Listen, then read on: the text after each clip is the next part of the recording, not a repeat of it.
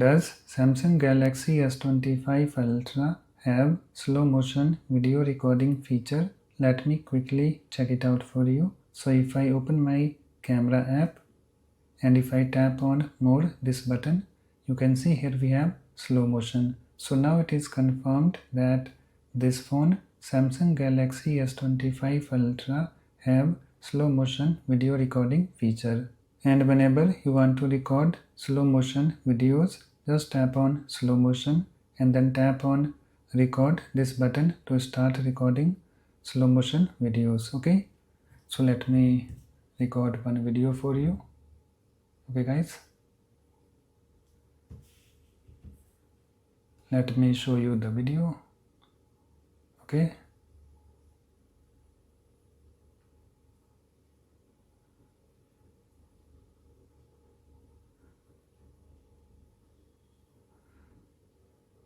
you can see it's slow motion video.